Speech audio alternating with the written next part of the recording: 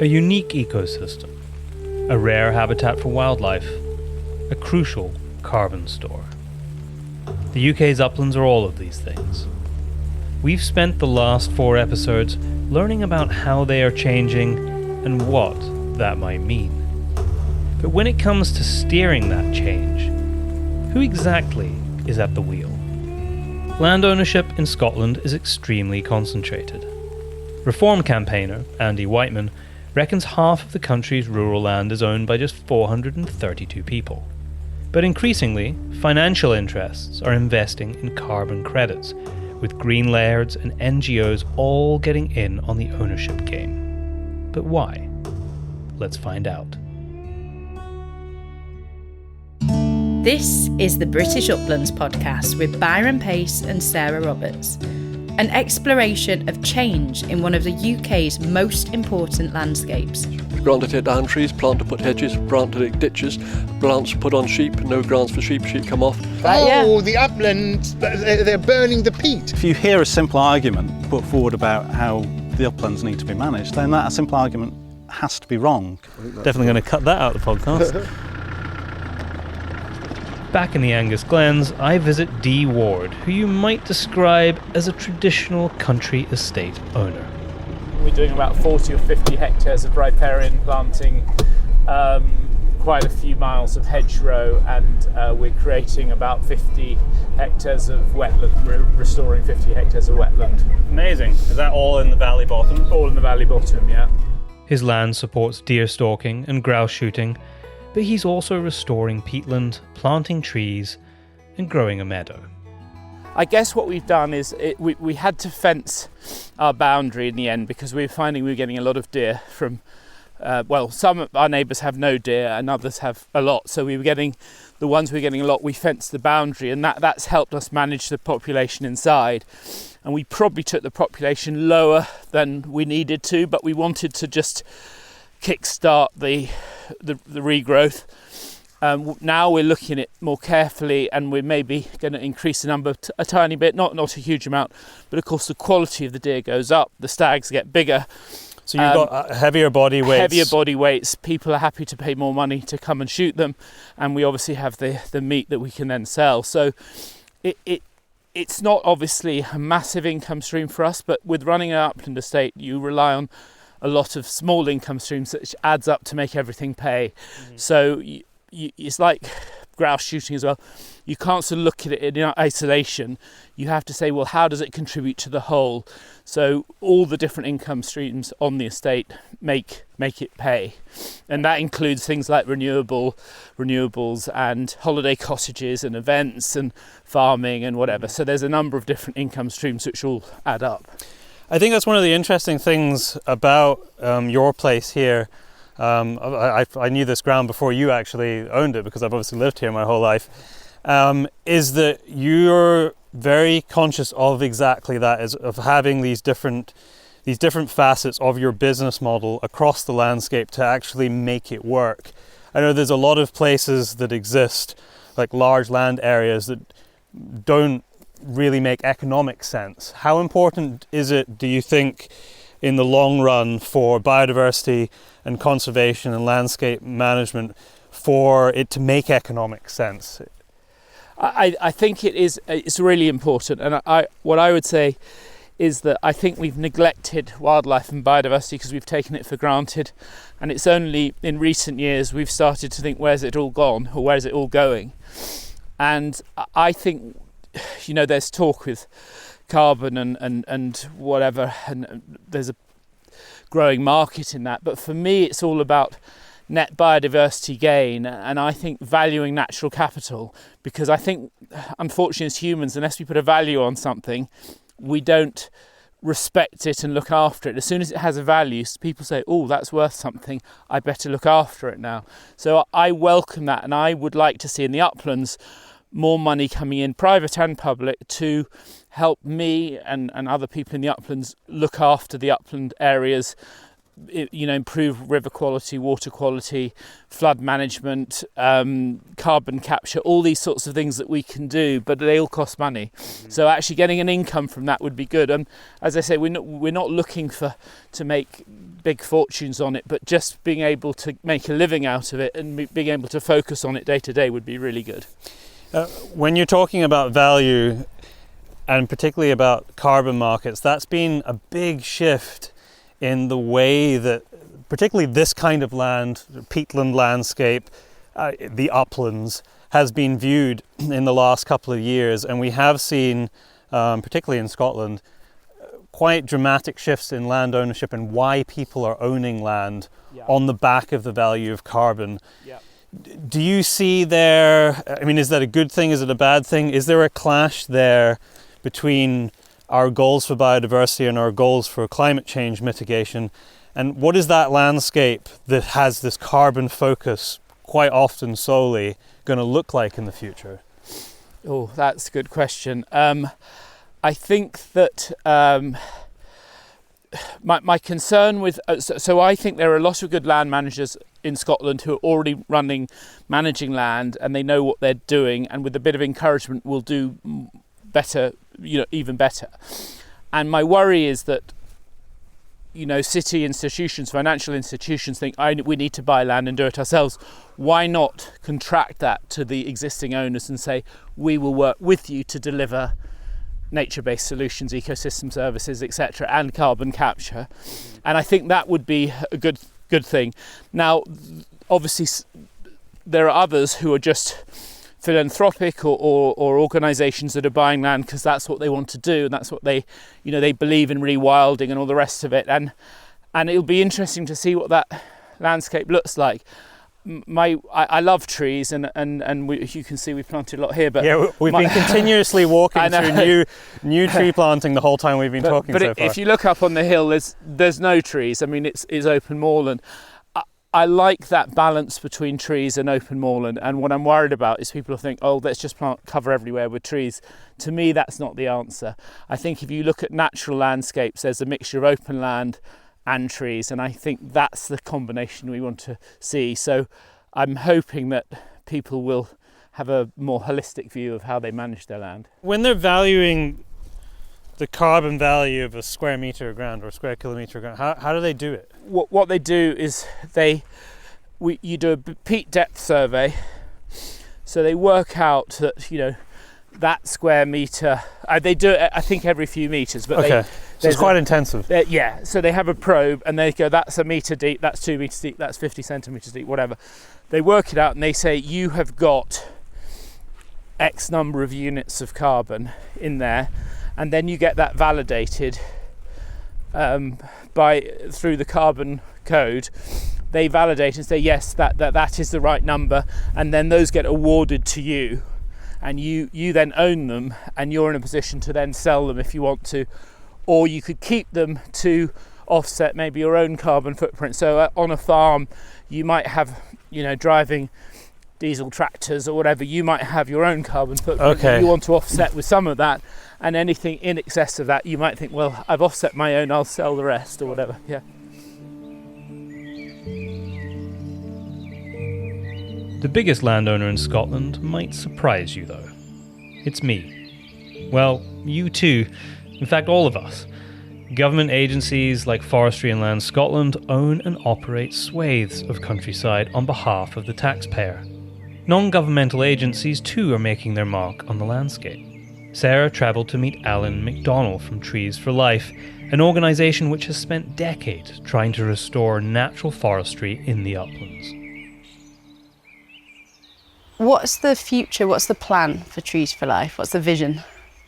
The vision is a landscape that is operating much more under natural processes at scale, and that people benefit from that. So it's looking at how can we have a more nature-based way of using the land with a wider economy goes around that, so that the livelihoods that are based on the land work with the land and work with nature.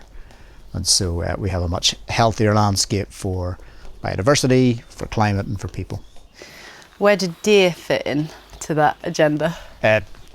Integrally. so they're natural part of the landscape. And if we have deer at the right level that allows it to work ecologically, then there's all the benefits of deer, as an economic resource and as an ecological resource. We can have them both.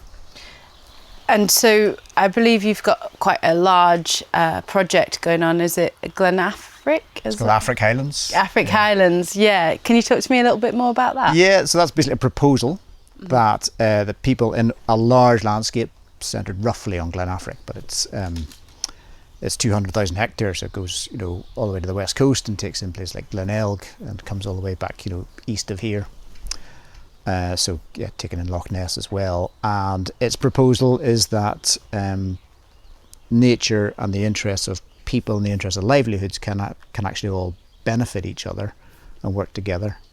And too often at the minute and in the recent past, there's been too much of those sort of things seen as being in conflict. How do we learn from mistakes from the past when we look at the flow country and the carbon rush that we're in right now? And how do we prevent that from happening again?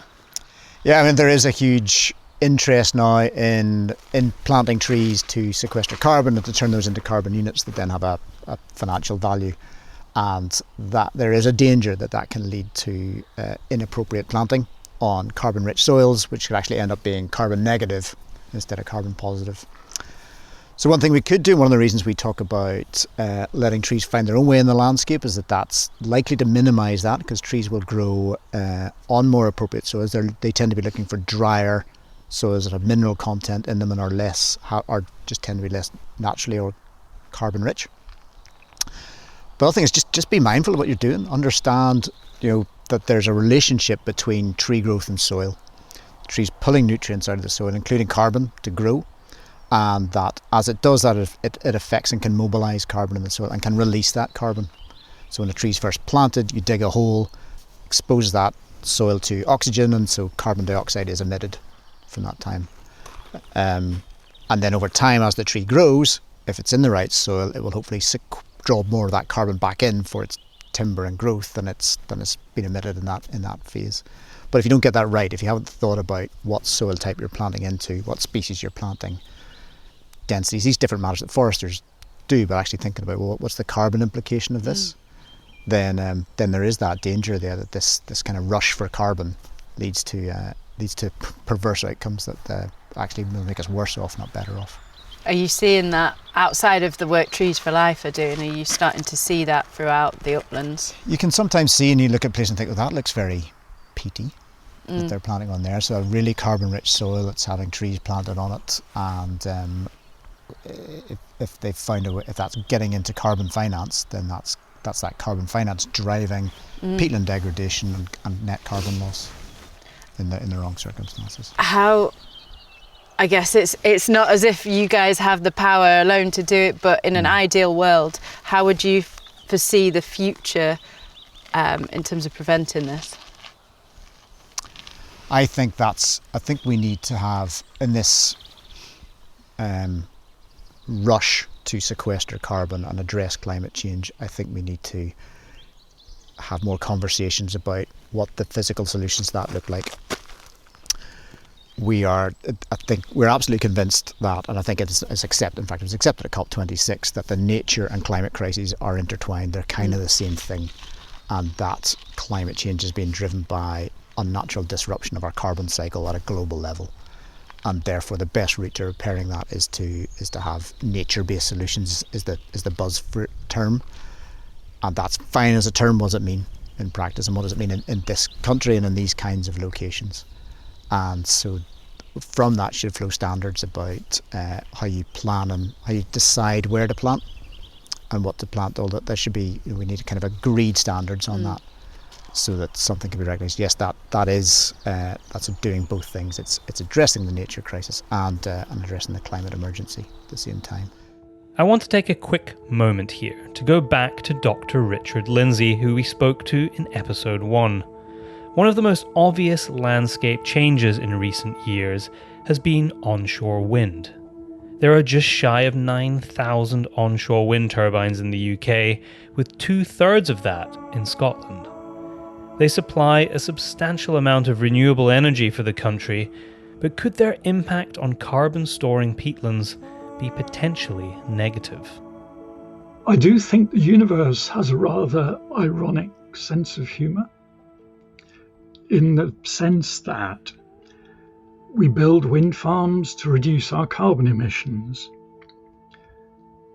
Where are the best locations in our landscape to build wind farms? In other words, where do we get the best wind with the most amenable landscape in terms of constructing these wind farms? Steep, rugged, rocky slopes are not amenable for wind farm construction. What you want are gentle, whale-back hills. Exactly the sort of place where our best peatland forms. So we have a direct conflict of interest between where peatland forms best and where wind farms perform best. Oddly enough, I don't really have a major issue with the turbines, although ornithologists and bat specialists have quite justifiably many concerns about the turbines. For me, the problem is the construction and service roads, because these roads have to cut across the entire blanket bog landscape. And that means that the roads disrupt the natural hydrology of the peatlands. And once a road is constructed, it's pretty difficult to remove. So you're creating a permanent feature there.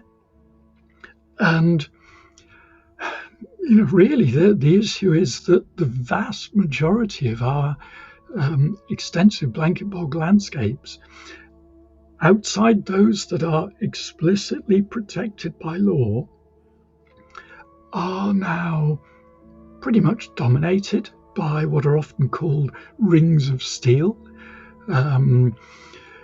If you go to Spain, Spain has blanket bog in its northern Cantabrian mountains, just little bits of blanket bog on these whaleback hills.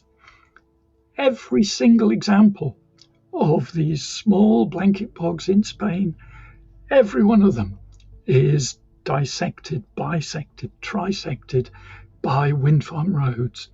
So you can stand on the highest point in the Cantabrian mountains, surrounded by a small area of blanket bog, and as far as the eye can see, you can see wind turbines, and all of those are on small fragments of peat with inevitable disruption to the hydrology. And we've had examples, particularly in Ireland, where there have been massive peat avalanches or bog bursts linked directly to wind farm construction. I was involved in helping the local villagers in a case outside Galway, where the biggest wind farm built at the time in Ireland caused this massive 2 kilometres of peat slid down the hill, travelled for 20 kilometres down the river system. Eventually, the Irish government was found guilty in the European Court of Justice. These are the sorts of things which we've now created as a legacy problem, because we don't know what the long-term impact of these will be, but we can already see some impact, some negative impact. In every episode and subject in this series, deer have come up. Their presence and numbers impact so much of what happens in the uplands. In June, the Scottish Government made changes to the law, allowing male deer to be culled year-round in a bid to tackle numbers. A decision many argue is counter to the basic understanding of population dynamics. Populations of almost all species are controlled through the numbers of breeding females and not males, which has made this decision very controversial. There are thought to be around 1 million deer in Scotland alone, double the number since the 1990s. And if we are to effect change in the uplands, grow more trees and rewild, this poses a real challenge. Sarah travelled to meet game dealer Rory Warr at his processing plant north of Inverness. This holds about 200 tonne of product. It's not quite as full as it was, and then we've got a trailer out there that holds 26 tonne, and then there's more in a cold store. This stuff's all coming back from the cold store just now. But do you want to go? You'd think lots of deer being shot would be a bonus to him, but expanding the cull is having a knock-on effect on the industry. You know, an ill-conceived thought, if I can put it that way, but by Scottish Government. The hardest discussions I have to have at the moment, I've had a couple over the last couple of weeks, where I've got guys phoning up, they've got some culls to do, they can shoot it when I want, and they're asking, you know, when's the best time to do it, you know, is the price going to be going up? And I've kind of got to break it to them that I don't think it is at the moment. I mean, who knows what's around the corner? But right now, there's, you know, you saw in the freezer earlier, there's X 100 tonne of product I've got there. You know, there's not a massive need for me needing deer right now. And if they want to increase the cull by, you know, 100,000 deer a year on top of, you know, that's another third of, 200,000 at the moment. You know, that's a huge increase in product. There's also the added deer output from England coming into that as well. And sadly, I'm not getting any feedback from any of my customers that they want an extra 33% product next year. So if you look at just the basic principles of supply and demand, is that, you know, if you've got this amount of product and it's coming at this amount of price, if you want to put that much product in, the only way you're going to sell more is to push another protein out, is by making it cheaper. So again, you know, you got these guys doing this fantastic job, and you're almost saying, you know, I'm going to give you less, and it's such a negative conversation, because it's almost like you're saying you're not doing a good job. You know, I don't value what you're doing. These guys work their socks off and do an incredible job. I mean, some of the carcasses we get, you know, you can eat your dinner off the inside, but I just don't see it going any other way. And it just seems a shame when you've got, you know, the farm sector that'll get subsidised left, right and centre. And, you know, my fairly simple and, let's be honest, slightly uneducated view, because I don't have all the hats to have all the answers, but, you know, Scottish Government want more product to go in. I think because that's what the people want. Yeah. They need to put their hands in their pocket and help subsidise it. It's confusing and it's difficult, because, you know, the work they're doing is, you know, pretty incredible work. You know, the quality of the deer they're putting in is pretty amazing. And, you know, it's a bit of a slap in the face to some of these guys to say, I'm only going to give you, you know, £1.50 a kilo for the work they're doing. But at the end of the day, we're not necessarily asking for more product, and the market isn't, I don't feel, being invigorated at the rates that, say, the Scottish Government might want to increase the throughput to. So if you try and compare that to other proteins, you know, if you want more beef or you need more beef, then, you know, you grow more cows, I suppose. Whereas at the moment, I don't feel, maybe some other places I don't feel there's the want or the desire for another 150,000 carcasses to be put into the Scottish market, or certainly into the processing sector. So, you know, if there's more being produced than's been asked for, sadly, I can only see the price going one way. Do you feel that there ought to be more in terms of guiding when deer should be shot? So, I guess the problem that the guys pull the trigger, the guys actually doing the cull during reduction, they have a job to reduce numbers. And the easiest way for them to do that is in October. It's also probably more financially beneficial to them, because that's when the guys want to hunt, because it's when they're fighting. Yeah. But it's also when the meat's at its worst. So we get 31%, I think, of our annual throughput in that 1 month.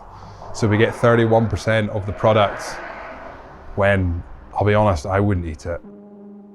For hundreds of years, the landscapes we have discussed in this series have been shaped by estate owners for their own pursuits, like deer or grouse shooting. For good or for ill, that management has given us much of what remains today. Max Wisniewski is a campaign manager at pressure group Revive. So Revive is a unique coalition of like-minded organisations that are working for a change in the way our uplands are managed, particular to grouse moors and grouse moor management in Scotland. And I would go even further as to say particularly intensively managed grouse moors. So we're looking for a reform of that upland management use, and we believe that when we achieve it, we achieved all our goals, it would be to the benefit of Scotland's people, wildlife and environment pulled together.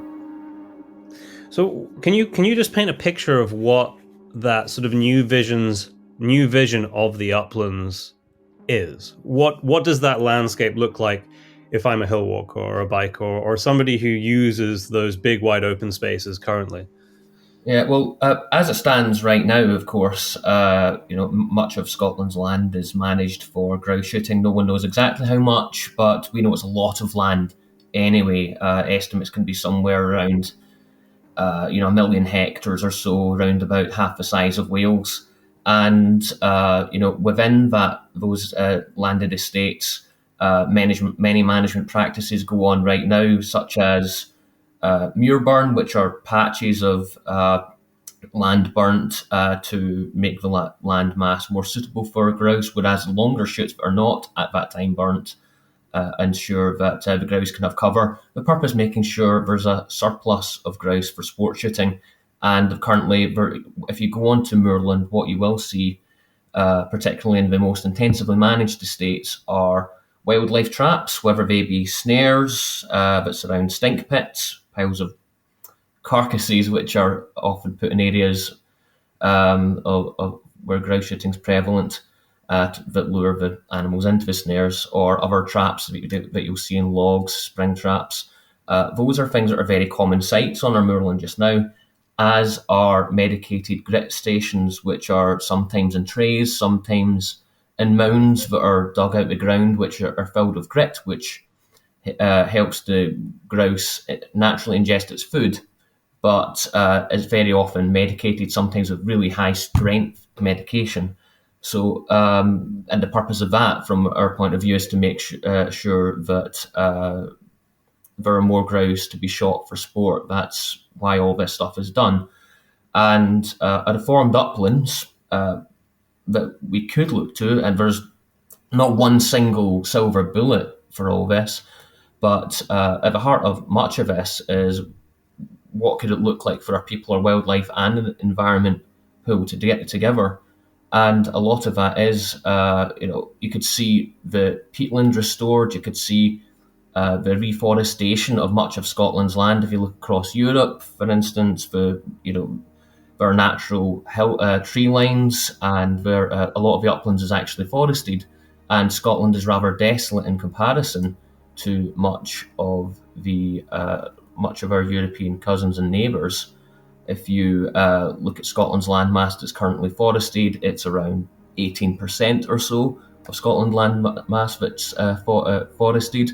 The potential is far greater for us, whether that's commercial or non-commercial redevelopment of natural woodland that can actually benefit Scotland's local economies in terms of forestry, and also in terms of the way our environmental and carbon sequestration services. There's so much potential there that we could use, not just in areas that are currently dominated by driven grouse shooting. There are other upland areas which could use this kind of regeneration, but there are certainly many opportunities for us to take forward with reform of grouse moors, with land reform, and such reforms that can make a difference for us all.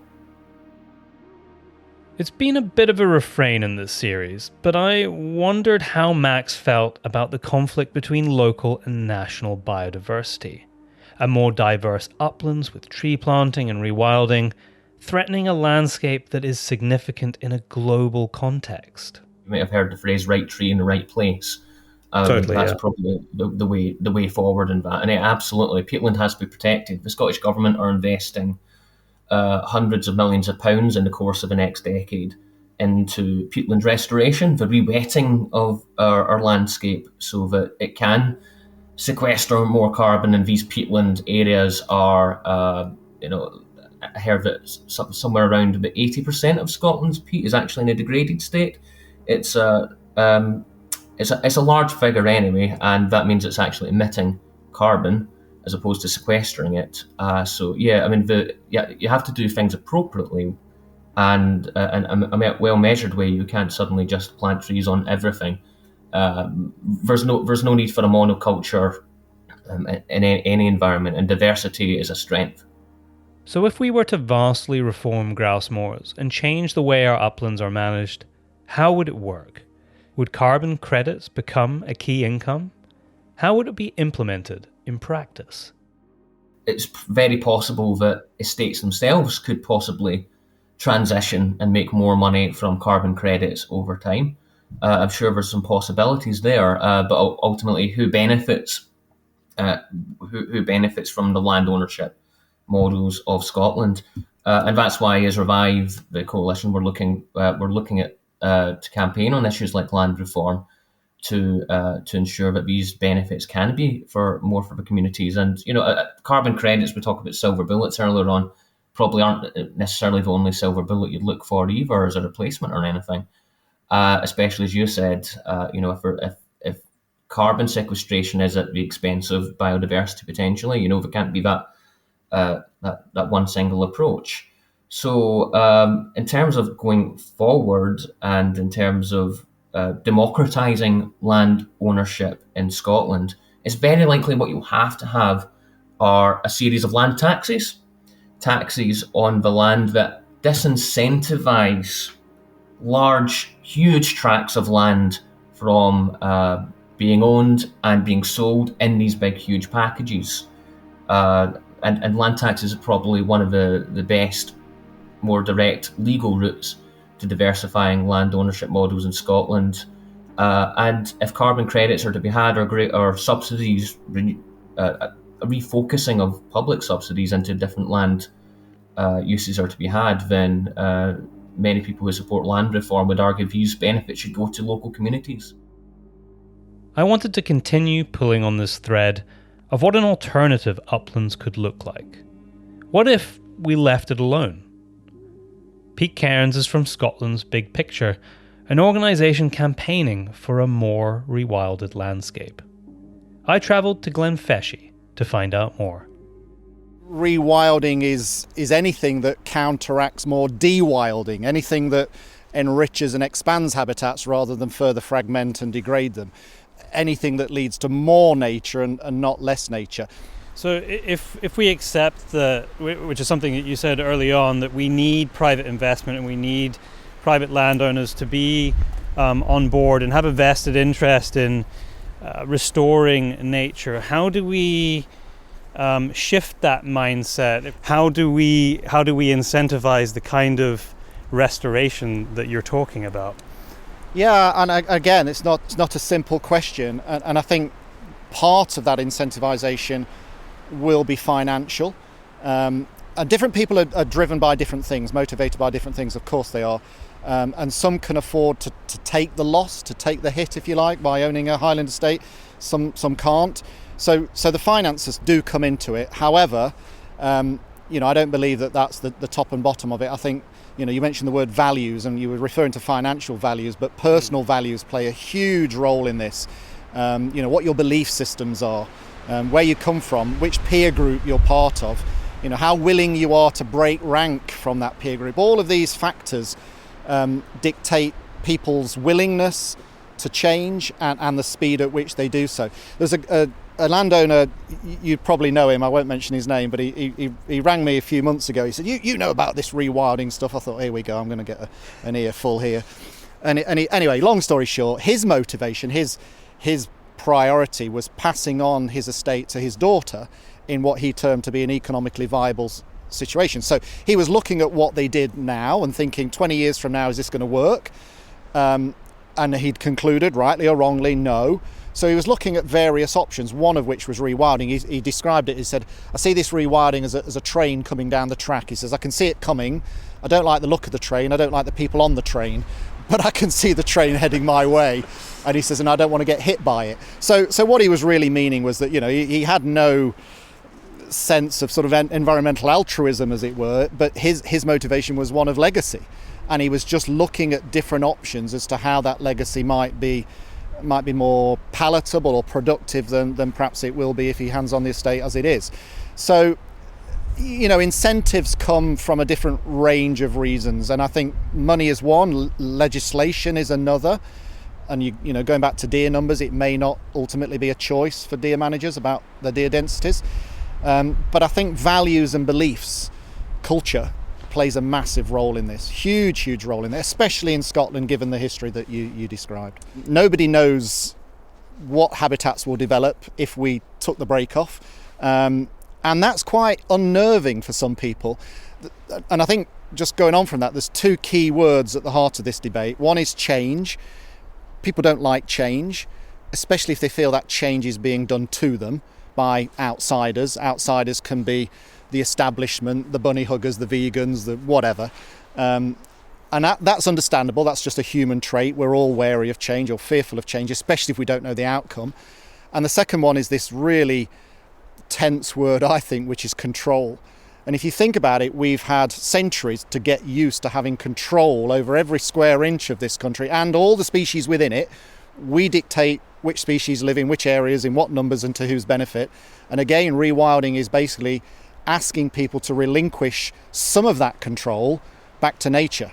And if you're a land manager, by definition, that's quite unnerving, because you not only see the control over your kingdom, so to speak, slipping away, but also your sense of destiny, your sense of custodianship, your sense of stewardship, your very identity in some cases. There's this notion that rewilding involved a choice between the needs of nature and the needs of people, and we couldn't have both. It was a binary choice, one or the other. That's never been the narrative of Scotland the Big Picture, and neither has it been the narrative of organisations that we work alongside. So this notion that rewilding means depeopling, I understand where it's come from, and I understand that it's a convenient argument for some people, but it's absolutely never been part of our narrative. And I genuinely believe that the restoration of our natural habitats, it's good for nature, it's good for wildlife, it's also good for climate, but equally, if we engineer that model of mutual benefit, then it can be good for people as well. We've heard today from a traditional estate owner, tree planting groups, campaigners to reform grouse moors, and those who want to see it return to a wilder state. From any direction, change is happening in the uplands. How these voices are heard in Holyrood and Westminster can set us on a course which will define these landscapes. There is change coming. There is change already. But there are also choices. I hope you've enjoyed our journey together over the past 5 episodes. Next week, Sarah and I will be getting together with our producer Davey to discuss some of your comments through the series and talk about what we've discovered in the British uplands. I do hope you will join us. The British Uplands series is presented by Byron Pace and Sarah Roberts, co-produced and edited by David Shanks as part of the Into the Wilderness podcast, an MH Studios production.